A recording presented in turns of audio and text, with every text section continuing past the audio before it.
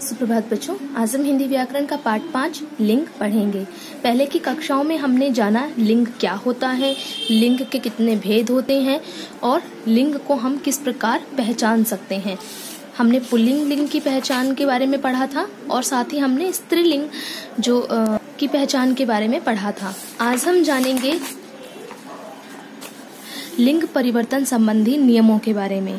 ठीक है, तो यहाँ पे क्या है, हर जगह पे पुल्लिंग से हम स्त्रीलिंग में बदलाव करेंगे। सबसे पहले हम देखते हैं ए को आ में परिवर्तित करके, जैसे आचार्य को हम आचार्य बना सकते हैं, शिष्य शिष्या।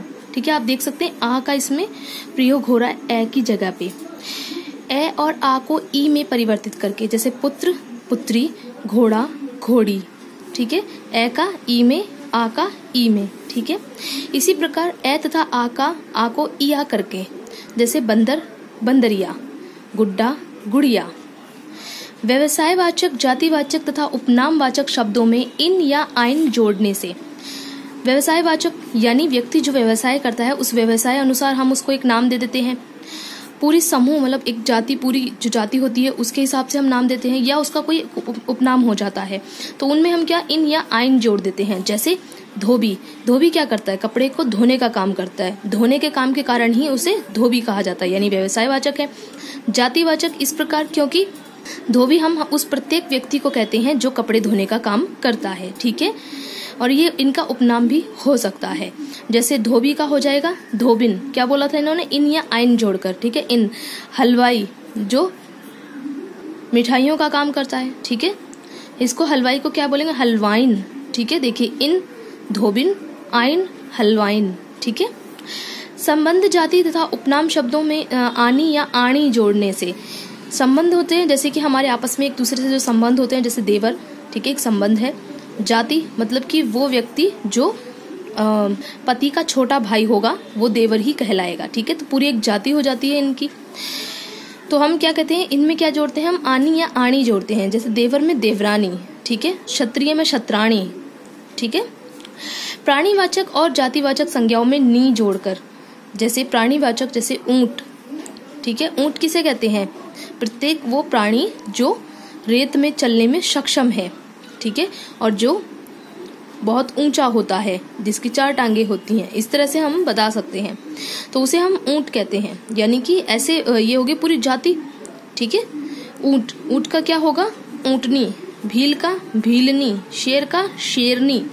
ठीक है, आगे हम देखते हैं तत्सम संज्ञा शब्दों में अक को इका करने से, किसको, अक को इका करने से, जैसे लेखक लेखिका, अक इका। ठीक है, अध्यापक अध्यापिका, सेवक सेविका।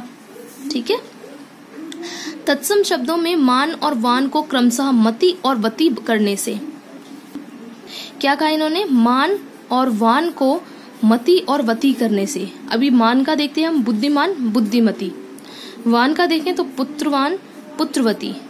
ठीक है, मान का मति, वान का वति।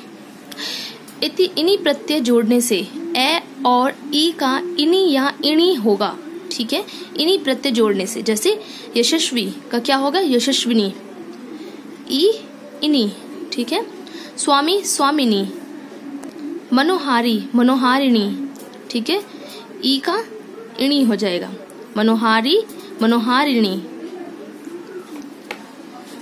नित्य पुल्लिंग तथा नित्य स्त्रीलिंग शब्दों में क्रमशः मादा और नर शब्दों को जोड़कर, देखिए यहाँ हमने बात की थी नित्य पुल्लिंग और नित्य स्त्रीलिंग के बारे में। मैं दोबारा याद दिला दूं, नित्य पुल्लिंग वो होते हैं वे जीव जो केवल एक ही संज्ञा से जाने जाते हैं, जैसे तोता।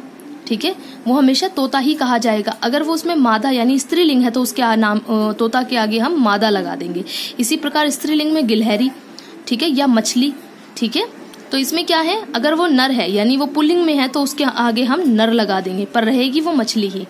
ठीक है, तो ऐसों में हम क्या नर या मादा लगा के हम इसका लिंग परिवर्तन करते हैं। जैसे भालू पुल्लिंग शब्द है और इसमें हम मादा भालू लिख करके इसको स्त्रीलिंग में परिवर्तित कर देते हैं।